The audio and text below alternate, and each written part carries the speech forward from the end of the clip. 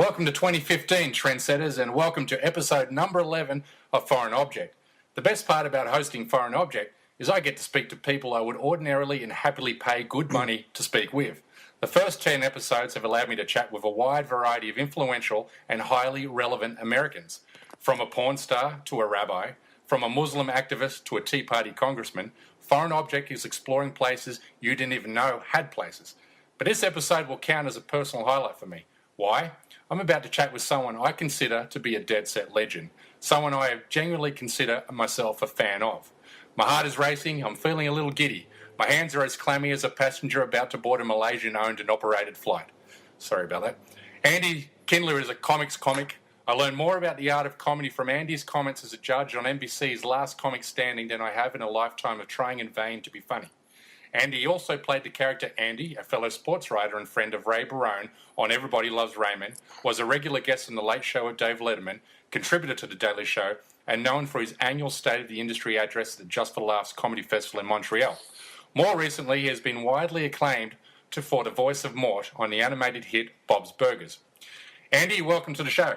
Thank you. Now, Dave's still around, so he's still got 4 more months. I'm hoping to do one more stand-up spot on his show. Okay, well, that's something I didn't know. I thought that's how up-to-date I am with popular culture. I thought the show was done and dusted. No, it's well, it's not cruel. I don't know what dusted is. Dusted. See, this is probably a British term, right? I think it's Australian. I might have made it up. Oh, you're Australian, right? Yeah. You bastard.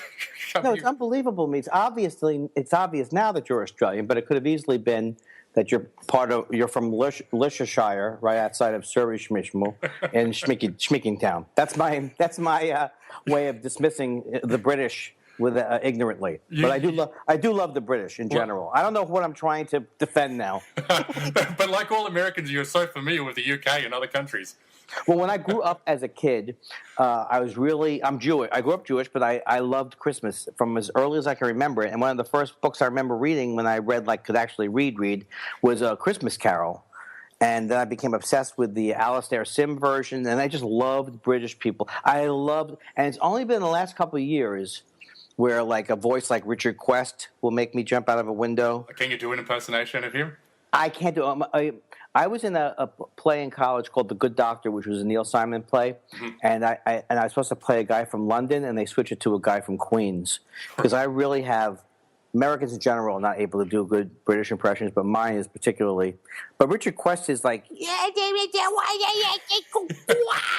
but then the one that really gets me is the upper class accent. Really does bother me, and I guess that's universal around the world, right? Richard Quest. How does anyone talk like that naturally? Surely that kind of cadence can't come. That's got to come with hours of, choreography.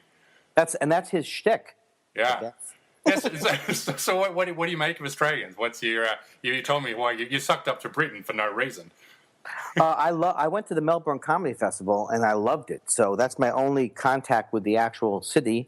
Yeah. I think you in general I feel like you're behind the third wave coffee movement. But actually, I did find third wave coffee. But you don't want to get into that topic because that really is a 4-hour discussion of how most coffee is over roasted. But I loved, and of course they like espresso over there. I loved Melbourne. I thought it was really, really beautiful. But I haven't been to Sydney. Yeah, which is where I'm from. Oh, I heard that's it's more modern, right? Is that the deal? Well, Sydney, it's more picturesque. It's more beautiful. You land in Sydney and you fly past the Harbour Bridge and the Opera House and white sandy beaches and you land in the middle of the city. But you land in Melbourne and you land in the middle of a paddock. Well, screw Melbourne then. Bring me to Sydney, people. Bring me to Sydney. Because nothing funnier than me after a 14-hour flight. Yeah, and Xanax and Ambien. Yeah. Oh, are you holding? That was my wink to you. I'm also paranoid whenever I come into another country with anything because they're always like, oh, you may think Xanax is nice where you are, but you'll get a 400-year sentence for doing it over here. Yeah, that's true. Mate, so talking about, comedy, and as I said in my intro, I believe that comedy was something that just came natural to people. You're either funny or you're not, and is that how you see it, or can comedy be taught to somebody? Can you teach someone how to be funny? And if so, for the love of baby Kanye West, can you please tell me how to do it? Well, here's I think most things, and any statement I make is a generalization that can be punctured quickly. But I think most things, like the technique, I used to be very anti-technique in general because I was a guitarist. I was a musician before I was a comedian. So, like in the time period I grew up in, everybody was like, "How fast can you play guitar? How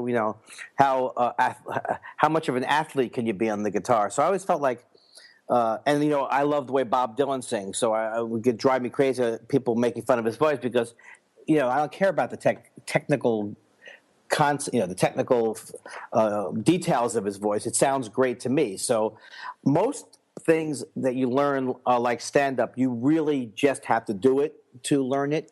So it really can't be taught. But similar to acting, but less than acting, is like the main thing is getting experience. So if you were, let's say you were scared to death of stand-up, like I was scared to death. I would have been scared to death if I thought about it. And for example, like I moved out to L.A. before I did stand-up, and so when I started stand-up, I started here, which wouldn't be recommended normally, but it'd be very odd for me to move to another city to start it. So I was kind of scared, but I had a comedy partner, so that eased me in to learn, because again, it's like all the technique, everything, you could describe it, hold the microphone this far from your face, gesture. I used to make fun of having my own comedy workshop where my motto was, if I can't make you funny, you're not. But but the idea would be that, even with acting, which I also think comes from just experience, when you're first wanting to get your feet wet, I don't think there's anything wrong with taking a comedy class or an acting class, because it does help you get used to it, because that's the main thing, is getting over the fear and just doing it. But 99.9% is just doing it. And I do believe if you're not funny going in, it's not something you're going to all of a sudden have a learning curve on. Everything else you'll get better at, because you could be hilarious off stage, and many people are hilarious off stage. And I would argue if you're hilarious off stage, you probably could be funny on stage, but then you have to also want to do it so bad that you go through the years of pain. See, I consider myself, in certain situations, I can be reasonably funny. I can certainly a funny one-liner or be witty, but. And if I give a speech, I'm not nervous at all. I'm excited. I look forward to it. I actually enjoy the whole process of being on stage and actually delivering that speech. But if I try to be funny at any point in that speech, or I try to write a few jokes into the body of that speech, I'm shitting myself. One joke, and I'm shitting myself, and I'll usually just discard it and go, I'm not going to do that, because I find that the fear too great to overcome. That makes sense. I mean, first of all, the fact that you like speaking in front of people, you're already, like, most people don't even like that. They freeze up on that.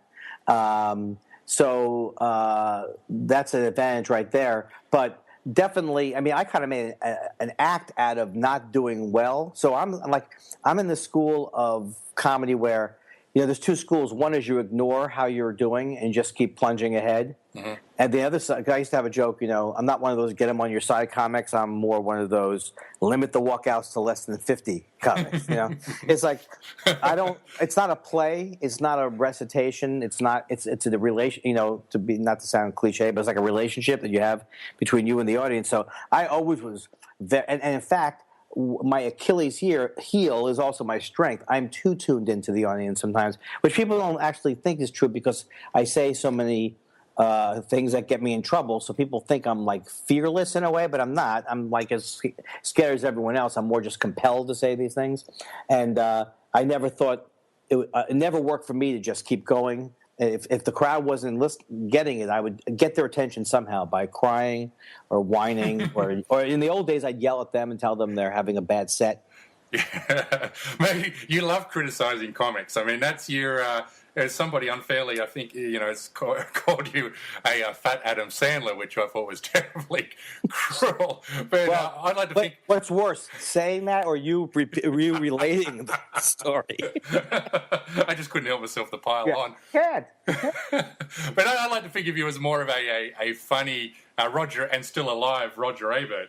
I mean, you're about the only person who criticizes comics. I mean, it's like any community. It's kind of insular. They kind of protect their own. But you get on stage and man, you really go after people that you don't believe is funny, and I'll throw a few names at you. Seth Rogen. Tell me what you think about him. Well, Seth Rogen. Well, first of all, I want to say, like, as it's not like I set out to do this type of comedy. Like, that was my goal. Yep. But it was more like I was talking about things that were happening in my life. So as I started to go on auditions after I got off the road, it just became the topics I wanted to talk about. And I just thought it was always nonsense, kind of like a lie, not a lie, but just hypocritical that a comic could go up and do about an hour on Michael Jackson jokes, but then you're not allowed to make fun of other comics. I just thought that was just a protective thing to help the thin-skinned people, deflect criticism. So, I mean, so now that getting that out of the way, it really depends. Like Seth Rogen, actually does not like. I have enjoyed him. First of all, I was a big Freaks and Geeks fan, so it's not like I wouldn't put him in. There's different levels of people that I don't enjoy, and also I try to keep my targets high.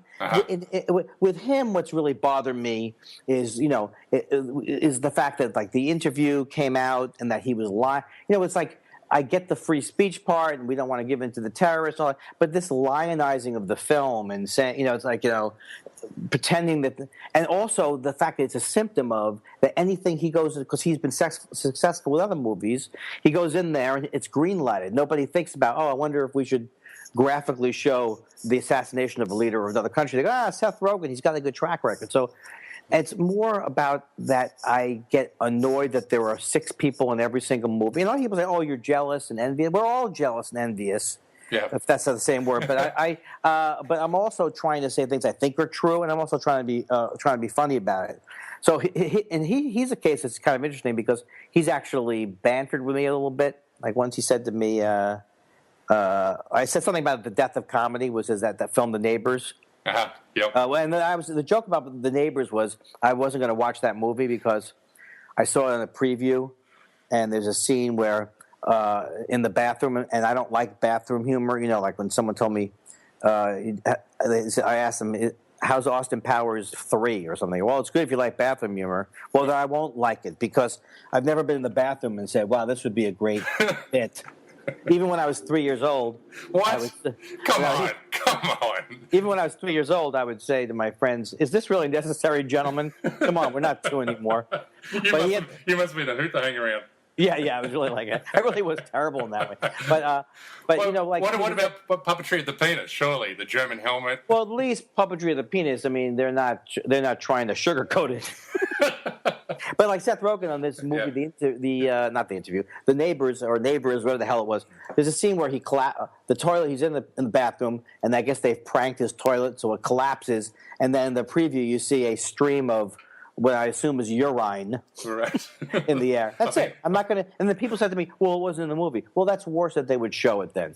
Yeah. Do you think that's where comedy is going? Is that there was a movie out, and it was Owen Wilson's brother. I forgot his first name. He's an actor. Owen and Luke. Luke Wilson. Right. And it was a movie called. God, jeez, this is the problem with getting old. Your memory. It was a movie. It was a futuristic comedy, and what it basically says is our comedy and our literature is becoming so puerile that the Academy Award in 200 years will go to a film which is just a naked ass on the screen. And is that Idiocracy? Idiocracy. There you go. I never saw that. I heard it was great. That movie. I love Mike Judge. Right. He's very fun. No, what I think is that it's like the best of times, worst of times scenario, because like I love Portlandia. And a show like Portlandia probably would not have even been possible 20 years ago. Are you familiar with that show? Yeah. I haven't watched it. I know the show. But. Yeah, and it's on IFC, and it's with Fred Armisen and Carrie Brownstein, and it's just uproariously funny. I'm not good with adjectives, but the point is that you could. It's because everything has become niche audiences. Everything is it's spread out to cable all over. Now you can really make great things like The Sopranos or Breaking Bad or all these things where you don't have to have 20, 30 million people a week watching it. So in that sense, it's great. And the stand-up right now, I've never seen better stand-ups. But on the other side of it is there's always terrible entertainment. There's always trying to go down to the lowest common denominator. And the movie industry, particularly, I think, is really hard to make. I grew up with like Woody Allen movies and Albert Brooks movies and movies that were comedies, or Diner. They were comedies, but they also were about something, so they just weren't jokes. A movie like Airplane's hilarious, but then you can't copy that a million times. So. Yeah. Is there any good comedy on TV at the moment? Did you see Gallivant, the opening? No, what is that? It's on NBC. It's kind of a mixture of Monty Python. It's like a medieval comedy / musical. I thought it was brilliant. It was something which is so original. I haven't even heard of it. What are you calling it? Gallivant. Gallivant. Yeah, it was on Sunday night was the premiere. What's the matter with me? Okay, I gotta get up. On the. I'm always looking for what's terrible that I don't. Mate, it's well worth watching. I encourage you to see it. So you've said your 2014 State of the Industry address. You said that. What did you say? Oh, you made a joke about how there's no successful right-wing comedy. Yeah. What did you say? What was your punch? I'm not going to ruin it for you. Well, I don't remember exactly because that's that speech I do in Montreal, which I do once a year. It's like a lot of that stuff none of that stuff I've ever done in that room before. Some of the stuff is material that comes up over the year, and some. Oh, well, I think what I said was, well, no, that was different. That with Christopher Hitchens, he was. No. What you said, I got it. You said there's no right-wing comedy because how do you make a joke out of voter suppression? Right, yeah, that's the thing. And that really is the truth.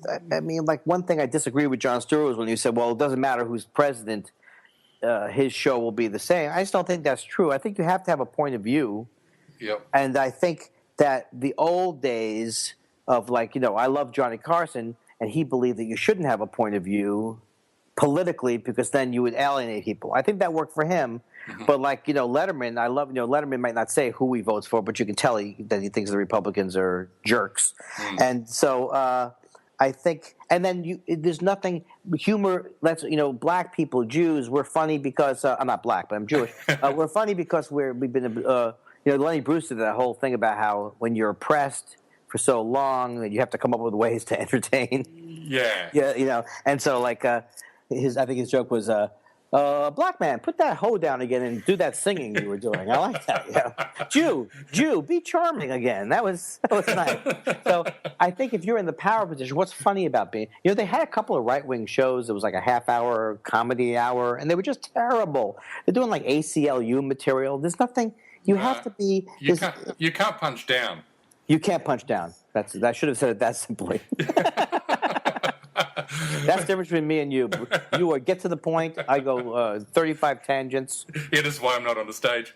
These are like it's so interesting to me because I love interviews and I love podcasts, but then sometimes because I have which some people lack. I have a self-deprecating internal editing mechanism. Yeah. So I'm always thinking I was like, Andy, inside me, I'm going, Andy, what are you going on and on about? And also, I wish I was more articulate about some of the things that I'm upset about. Because sometimes I'm just raging about them. But like PJ, here's a right-wing guy who's supposed to be funny. PJ O'Rourke. Maybe he was funny, but he is not now. I also don't like the softball comedian types. This guy writes for I wish I could think of his name. Everyone loves him. He writes for the New Yorker. Oh, Andy Borowitz? Yeah, it's like just drives me nuts, that kind of comedy, because it's like, oh, aren't they all ridiculous? Yeah. Oh, this is ridiculous. It's just like, I don't know why. It's just too cute for me. And it's a little obvious too. I mean, I read a lot of Andy Borowitz's jokes, and I go, I could have I'm as bad as that, Well, and I think he has said things that made me funny, made me laugh. But like, I remember one thing that really set me off was it was something about Obama doesn't know when the whole thing with Syria happened. It was like Obama doesn't have a Syria policy, or whatever the thing was. It was just like ignoring the fact that you're really saying that his concern about the people in Syria is some kind of cynical thing that you can make fun of. I guess it's cynicism like that really bothers me. Yeah, I hear you. And then speaking about comedians, Ricky Gervais. Now you have an interesting online Twitter war with him. A back and forward, and you've also been critical of him in some of your stand-up routines. So speak about Ricky Gervais for a moment. Well, here's the thing: is that's like a lot of times the people I most go after are people who I think are capable of being either funnier or whatever, or like I used to go after Adam Sandler a lot, but I also was a huge Adam Sandler fan when he did stand up and when he was on Saturday Night Live. And then he started making terrible movies. It became something to make fun of. And whereas if someone's just it's like I can make jokes about Carrot Top, but after a while, it's a kind of like. First of all, Carrot Top's good-natured about it, but it's obvious. Well, Ricky Gervais, I love the original Office. I thought it was the greatest show ever, pretty much. I mean, except I've seen The Thick of It, which is also an amazing show about Parliament. But then he just started to become this guy who is, first of all, half of his tweets are about how he doesn't care about what other people think about him. Half of his tweets. If half of your tweets are mentioning about how you don't care, obviously that's all you care about. Yes. And then the other half of his tweets, well, I guess it's the other part is like he has all these different fan Twitter accounts that he retweets. Like, Gervais fan art. Oh, I'm going to retweet this. This is nice. They've said something friendly about me. So it's this constant over promotion and has no sense of how he comes across. And then just this arrogance and his atheism, which to me is like just based on total ignorance of even the most fundamental, I don't want to say fundamental, but the most fundamental concepts of spirituality. And then he's just so full of himself. And so it's kind of funny, though, because he really, and he also obsessed with success. Success. Yeah. Trophies, awards. I took a picture. He took a picture, because like he's into animal rights, which is cool, and I'm not going to put that down. But took a picture. He goes, "This is the only kind of trophy hunting I want to do," and it's picture of him in front of his trophies. How it's like I wouldn't mind to get an Emmy; it'd be nice. But this guy's obsessed with external symbols of wealth, and he just will always be. That's the first thing he goes to.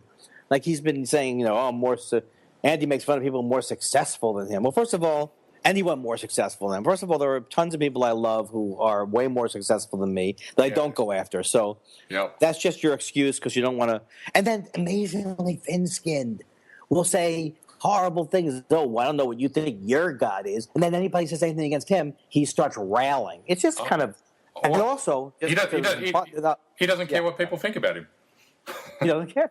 Well, the other thing is to button it up is like. The thing that I just think is so indicative of his arrogance is the fact that he thinks he's an accomplished stand-up comedian. If there weren't laws, this guy would try to perform brain surgery because he just thinks anything he does more than once, he's a genius. And he looks so terrible on that HBO show, talking funny in a room with actual stand-ups, where he's pretending. Like I don't believe in hierarchy. If it's the first night you're doing stand-up, you deserve respect. But to claim that you're somehow, because he has sycophantic audiences who will laugh at anything he says, he thinks he's a stand-up, it's really kind of distressing. And I heard that I've heard that nobody likes him in England, except maybe Piers Morgan. Geez, that'd be good company, wouldn't it? Yeah, they are. Have you seen him when he was on? I don't know if you saw him when he was on Piers' show, just like with that cackle laughing. That's a really good impersonation. But I mean, his atheism, he's just one of his. I mean, he's supposed to be a really clever guy. I mean, this is. I mean, he's projecting that kind of success, which you would believe it. He's really clever. But then when he gets into mocking religion, he's no more wittier or clever than I am. I mean, I've made a living out of mocking religion. My first book was about mocking religion, but I'm a moderate nobody. But his tweets are so banal about religion, and really somebody, I think you retweeted it, and somebody tweeted it to you, and then I retweeted it. It was atheism. You're confusing atheism with antagonism.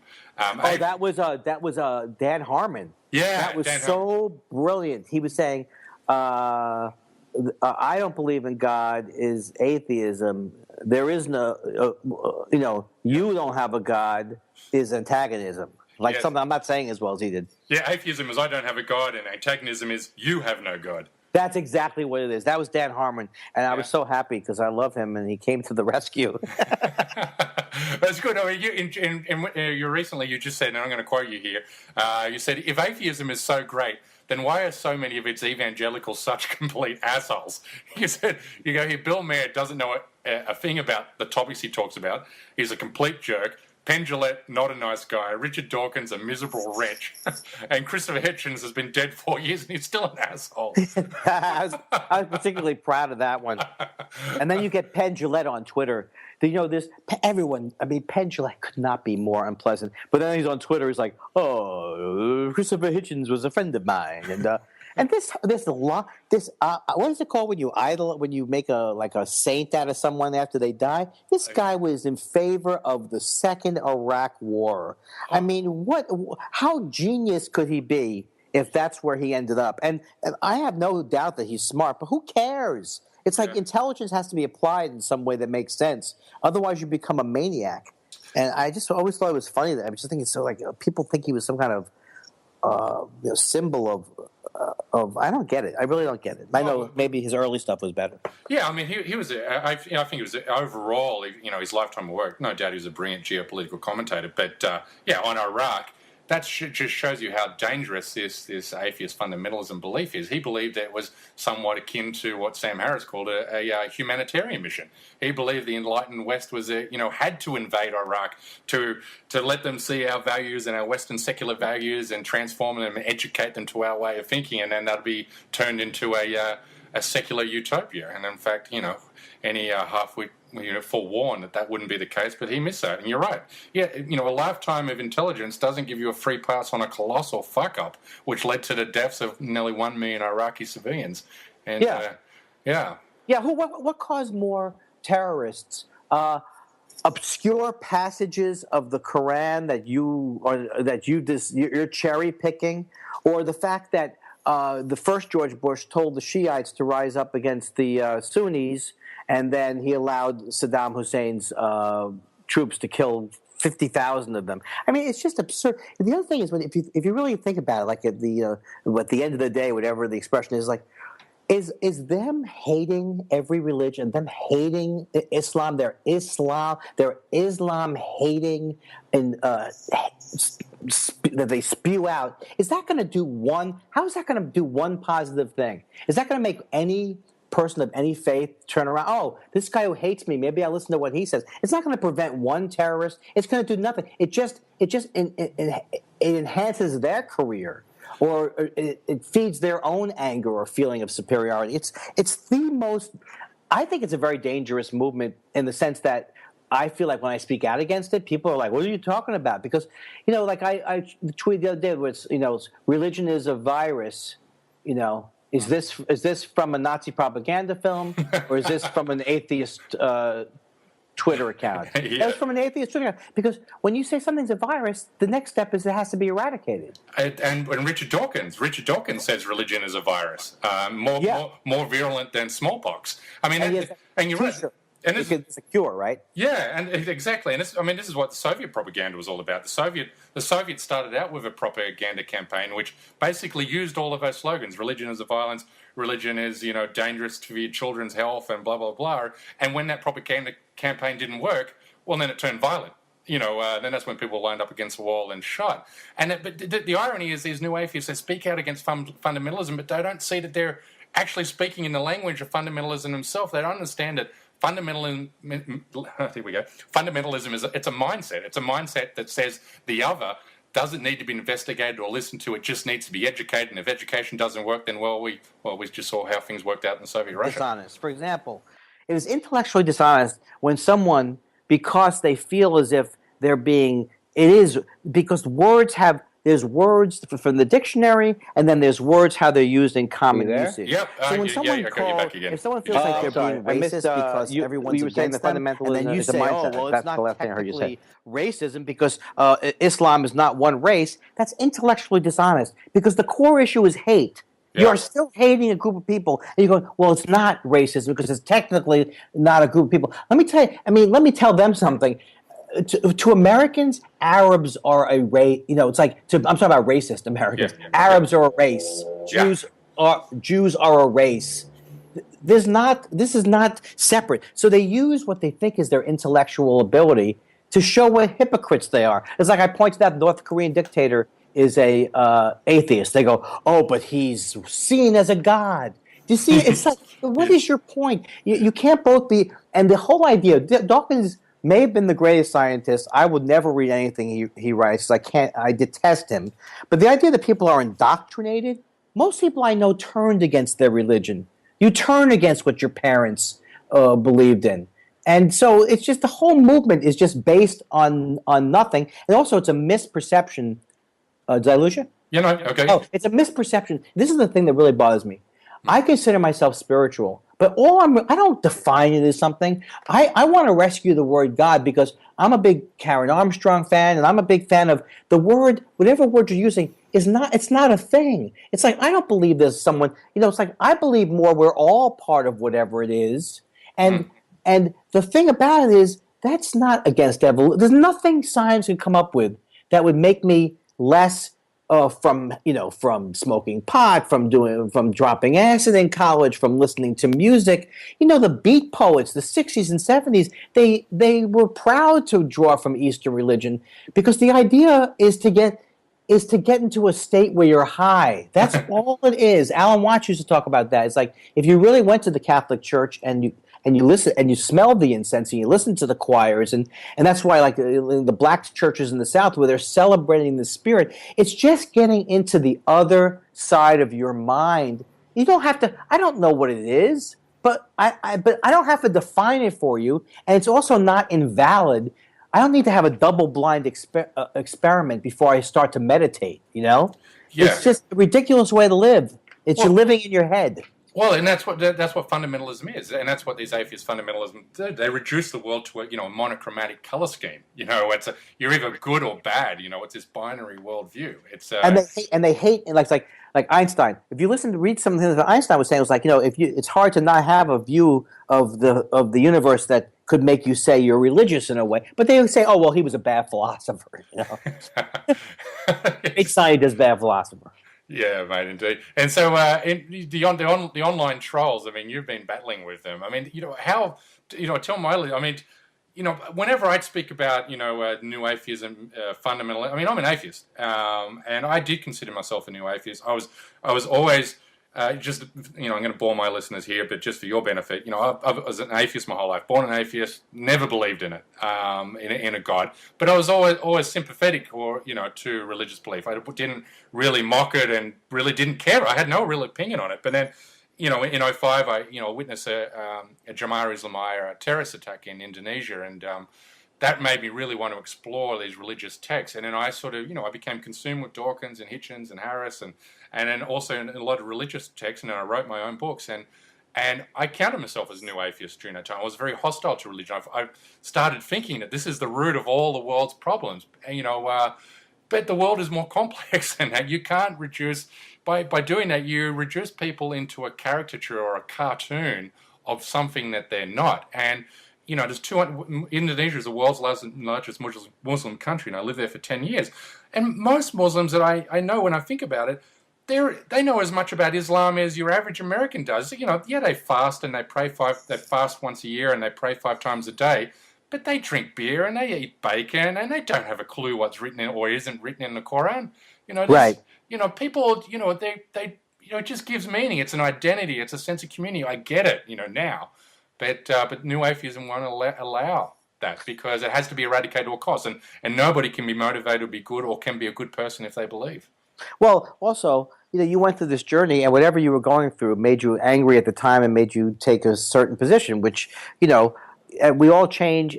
But it's like one of the things that made me actually lose friendships online and get enraged online is when people keep saying about how religion is always terrible. My mom, we grew up Jewish, but my dad's agnostic. I mean, my dad is truly, he would guess that there is nothing, but he's, he's a scientific guy who says, well, truthfully, it's agnosticism. You can't really know. But my mom grew up Jewish, and I grew up Jewish, but we were all just like you said. We know. I mean, I don't think I've read 3 pages of the Old Testament, but my mom, when I was 16, she converted to the Quaker religion. She had some kind, and if you ask my mom now, she doesn't even know if she believes in any of the things, but she very much related to the Jesus story and related to his message. And when she became a Quaker, it's the greatest thing she ever did. And there's no depending on the sect of Quakerism, but the sect that my mom belongs to, there's no dogma, there's no doctrine. You don't even have to technically believe in God. They get together, they sit in silence, and they share, and they're pacifists, and they love people. And for people to tell me, when I know from my own personal experience, and I've seen it, where this conversion really was amazing for my mom. It really changed her. Not like a born-again Christian. She was just a born-again, cared about people, and was able to relate to people. Then I know they're just wrong. How and why would you want to limit that? Why would you want to put... your thing was, I think a lot of it, you lived in Indonesia. We all have different life experiences. But from my point of view, it's like, I've met so many people it's like, who would you rather hang out with, Richard Dawkins or the Pope? Right? Yes. Who's a better human being? The Pope's talking about climate change. He's talking about income inequality. He's talking about bringing people together. But new atheists can only focus on the sins of the Catholic Church that have been perpetrated over the last 1,500 years, or 2,000 years. They even when someone is trying to reform their religion, and my previous guest to you, and I hope this is not a forewarning for you, but my previous guest to you a couple of weeks ago is a Muslim, but he's all about reforming Islam. He speaks out against blasphemy laws. He speaks out against violent interpretations of the Quran and so forth. But since our interview, he's received death threats. So he claims anyway, that he's received death threats from new atheists. What's his name? Kashir Chowdhury. Because I had my friend of mine his name is escaping me. He's a great guy up in Canada. Does on like a spiritual show, and I argue with but this was a secular Muslim who he's secular. Well, no, but he's someone who actually doesn't believe that they should have been able to build mosques near.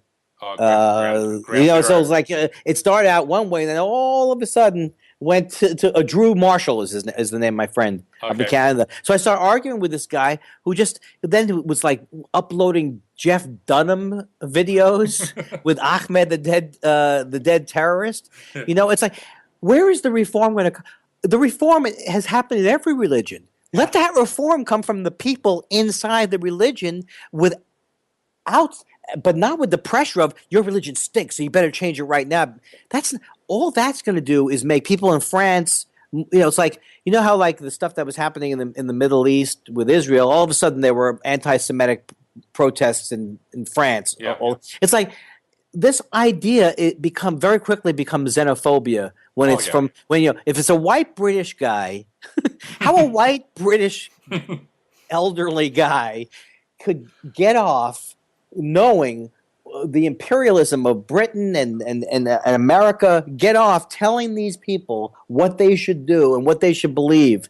It's just it's unbelievable. It's the arrogance. I mean, a lot of these new atheists are I call them the middle to upper middle class suburbanites. I mean, how they wouldn't have a clue. Sam Harris, I doubt he's even been overseas, been to the Middle East. But these guys, they totally ignore the imperialist impulse and what that is, the havoc and the social chaos this has wreaked on these countries. We own these countries. These are protectorates of ours, and we arm them with guns, and just so we can access to their cheap oil. And they speak, they should be, if they just opened up a science book, they wouldn't be, Well, he's a neocon. He's a clear neocon. There's no difference between him and any neocon. He's just using... And also, someone showed me that his new book says he uses the word spirituality on the cover of his new book. Well, was he reclaiming the word spirituality? Yeah, something like that. Yeah, wake up to spirituality or something like that. Waking up. But do it the Sam Harris way. And then there's people. Bill Maher is worse because he doesn't know. Like Karen Armstrong, who I really do love. One of her things is like Do you like her? Yeah, I love her. I think she's fantastic. She does. She said that most of these people, what they know about religion could fit in the back of a postage stamp, and that's what Bill Maher knows. All he knows is what Sam Harris says. He Yeah. doesn't know what the Quran. I mean, it's like you were saying before. Most people, I know there's fundamental. It's like in America, there.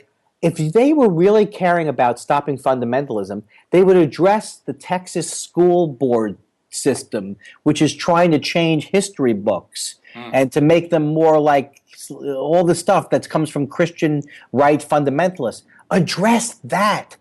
That's if you want to help, but don't make these overarching conclusions that only alienate people and only can make people worse. You're terrible. Now reform yourself. And that's my most recent op-ed for Middle East Eye. I spoke about that, and it was titled "Why I Don't Criticize Islam," and it's because, well, what good does it have? What good does it serve me just piling on?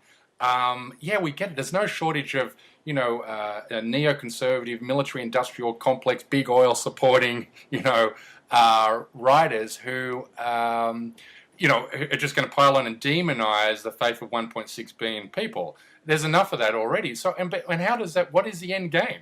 I mean, calling someone an idiot or calling someone barbaric or backward or a savage because they believe in the writings of a 7th century, desert wanderer. How does that ridicule serve to change the conditions in that country, which can, and the whole point of that piece was to say what new atheists, if they're really, really opposed to religious fundamentalism, what they should be fighting for is to fight against, to oppose the imperialist project, to oppose foreign wars, to support, alternative energies, to, support, anti-autocratic regime protests like the Arab Spring in the Middle East. They're trying to, bring about change. The reason that fundamentalism thrives is where poverty and despair thrives. And you have to address poverty and despair before you can even get to fundamentalism.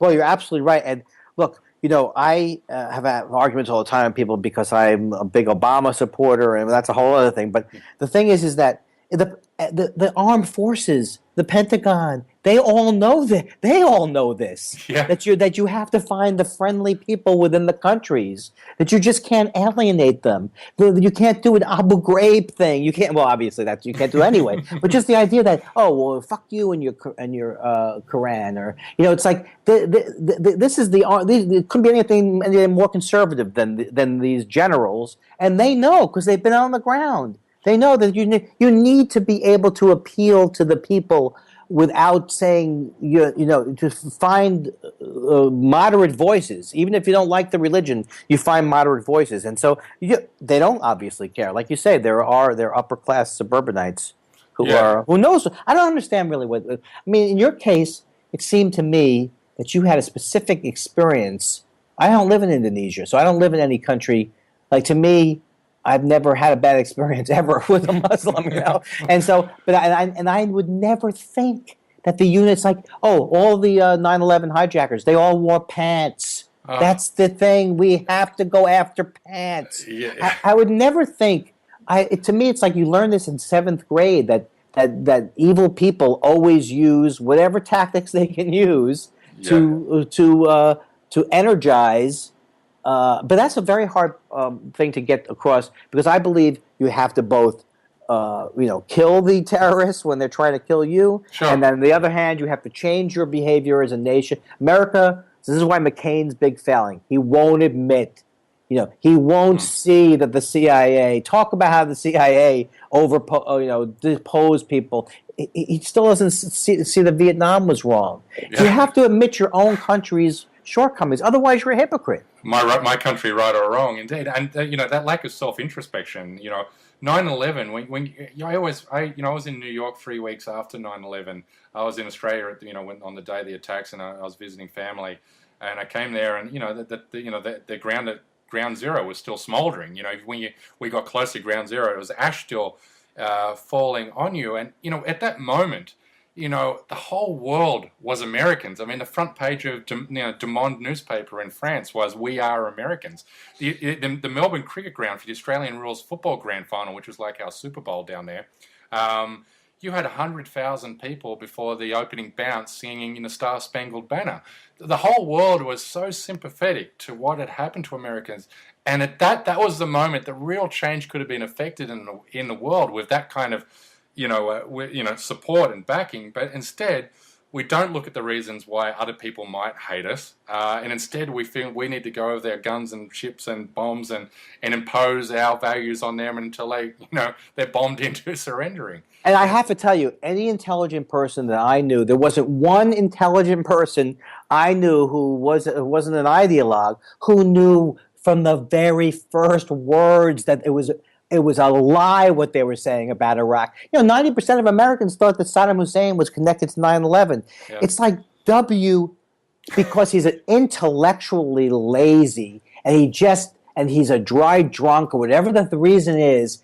Here's a guy, he was smart enough. He didn't criticize Islam after 9/11. He actually went out of his way and then he had to listen to evil Cheney and evil Rumsfeld, and ultimately he's evil because he would not.